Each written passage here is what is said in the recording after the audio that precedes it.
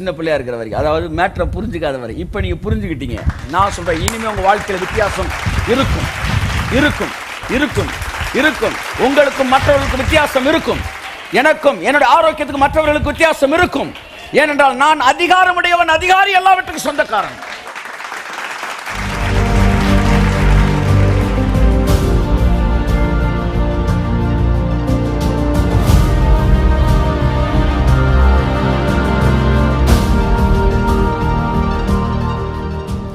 ஆமென் சொல்லுங்க. இந்த திரைச்சிலை கிழிந்து விட்டது என்றால் தேவ சாயல் உங்களுக்கு என்ன செஞ்சிருச்சு? வந்துருச்சுன்னு அர்த்தம். ஹல்லேலூயா. இதான் எபிரேயர் 10:19 சொல்லுகிறது, இயேசு கிறிஸ்துவின் மாம்சமாகிய திரை வழியாக நாம் உள்ளே பிரவேசிக்கிறோம். ஆமென் சொல்லுங்க. ஹல்லேலூயா.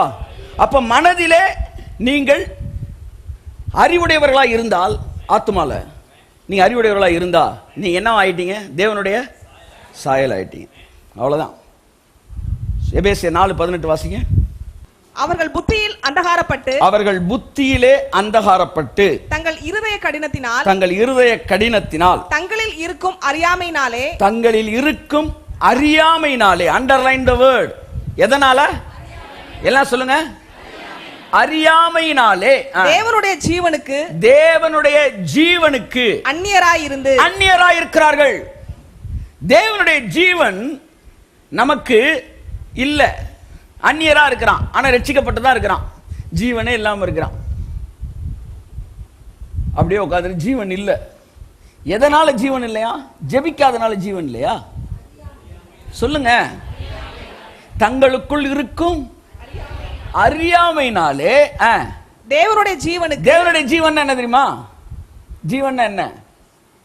அந்த ஜீவனுக்குள் ஒளி இருந்தது. அந்த ஒளி இருளிலே பிரகாசித்தது. இருளானது அந்த ஒளியை பற்றிக்க முடியல. இந்த ஒளி ஜீவன்ல இருக்கான். இந்த ஒளி இருக்கிறனால அந்த ஜீவன் இருந்தா ஒளி இருக்கு. இந்த ஜீவன் இருந்த ஒளி இருந்துச்சுன்னா இருள் வந்து ஒளி என்ன செய்யாது. அப்ப ஜீவன் இருந்தா என்ன இருக்கு?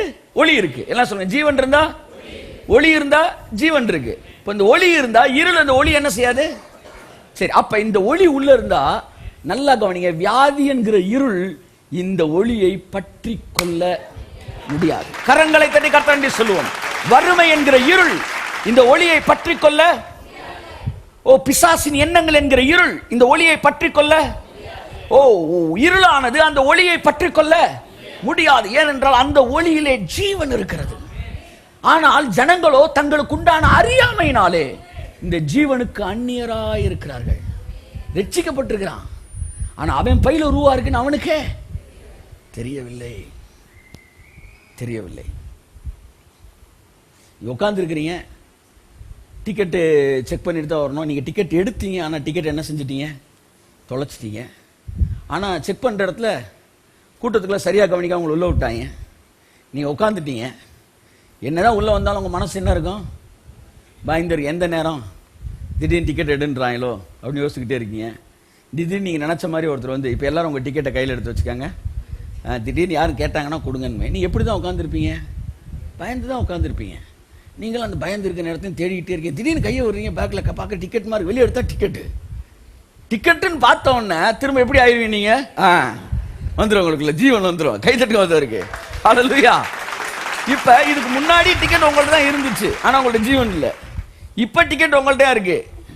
என்ன வித்தியாசம்? அப்ப கண்டுபிடிக்கல, கண்டுபிடிச்சிட்டேன். ஹல்லேலூயா, ஹல்லேலூயா, ஹல்லேலூயா. அந்த ஜீவனுக்கு அறியாமையினாலே அவர்கள் அந்நியராய் இருந்தார்கள். பேச 4:18 வாசிமா. அவர்கள் புத்தியில் அந்தகாரப்பட்டு, தங்கள் இருதய கடினத்தினால், தங்களில் இருக்கும் அறியாமையினாலே தேவனுடைய ஜீவனுக்கு அந்நியராய் இருந்து. தங்களுக்கு உண்டான அறியாமை. இப்ப பிரச்சனை அறியாமை தான். பிரச்சனை அறியாமை தான். ஆனா தேவன் அறிவு என்கிற ஒளியை நமக்குள்ள கொடுத்துட்டாரு. கர்த்தர் நல்லவர். ஆத்மாவிலே தேவனுடைய அறிவு வந்துருச்சுன்னா நீங்கள் தேவனுடைய சாயலுக்கு வந்துட்டீங்க.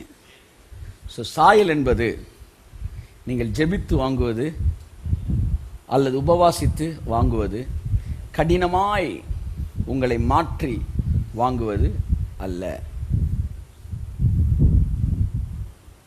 சாயல் என்பது அவரோட அறிவே உங்களுக்குள்ள வந்துருச்சுன்னா, பைபிள் சொல்லி சிறு பிள்ளையாய் இருக்கும் காலம் அளவும், எஜமானன் சிறு பிள்ளையாய் இருக்கும் காலம் அளவும் அவன் எல்லாவற்றுக்கும் அதிகாரியாய் இருந்தும் அவனுக்கும் அடிமைக்கும் வித்தியாசம் இல்லை. கலாத்தியர் 4. எல்லாத்துக்கும் அதிகாரி தான், ஆனா சின்ன பிள்ளையா இருக்கிற வரைக்கும் அவனுக்கும் வேலை பார்க்கிறவனுக்கும் வித்தியாசம் இருக்கு. ஆனா அறிவு வரும்போது ஓனர்ன்ற அத்தாரிட்டி வந்துருது. ஸோ நீ எப்ப ரட்சிக்கப்பட்டீங்க? 10 வருஷத்துக்கு முன்னாடி ரட்சிக்கப்பட்டீங்க. ஆனாலும் உலகத்தானுக்கும் நமக்கும் வித்தியாசமே இல்லை. அவனுக்கும் வியாதி வந்துச்சு, நமக்கு வியாதி வந்துச்சு. அவனுக்கு பலவீனம் வந்துச்சு, அவன் குடும்பத்தில் சட்டிப்பான உருண்டு பஞ்சாயத்து வந்துச்சு, குடும்ப கட்ட பஞ்சாயத்து எல்லாம் வந்து. நமக்கும் அடிமைக்கும் எது வரைக்கும்? நம்ம சின்ன பிள்ளையா இருக்கிற வரைக்கும், அதாவது மேட்டரை புரிஞ்சுக்காத வரை. இப்போ நீங்க புரிஞ்சுக்கிட்டீங்க. நான் சொல்றேன், இனிமே உங்க வாழ்க்கையில வித்தியாசம் இருக்கும் இருக்கும் இருக்கும் இருக்கும். உங்களுக்கும் மற்றவர்களுக்கும் வித்தியாசம் இருக்கும். எனக்கும் என்னுடைய ஆரோக்கியத்துக்கு மற்றவர்களுக்கு வித்தியாசம் இருக்கும். ஏனென்றால் நான் அதிகாரமுடையவன், அதிகாரி எல்லாவற்றுக்கும் சொந்தக்காரன். இந்த வருஷம் நம்ப முடியாதவர்களை தேவன் செய்வார். இந்த வருஷம் நீங்கள் சாதிக்க முடியாதவரை உங்களுக்காய் தேவன் சாதிப்பார். 10-20 வருடங்கள் நீங்க முயற்சி செய்ய நடக்காததெல்லாம் இந்த வருடத்தில் உங்களுக்கும் எனக்கும் நடக்கும் என்று நான் சொல்லுகிறேன். நடக்கும் நடக்கும். உங்க வாழ்க்கையெல்லாம் ஓடுனாலும் சாதிக்காத கர்த்தர் இந்த வருஷம் உங்களுக்கு சாதிக்கும்படி செய்ய போறார். Unbelieving miracles, unbelievable miracles. நம்ப முடியாது. சொல்லுங்க, நம்ப முடியாதது. ஒன்னாச்சு லைஃப் வருஷத்துல நடக்கணுங்க. நம்ப முடியாதுன்னு. அல்லேலூயா.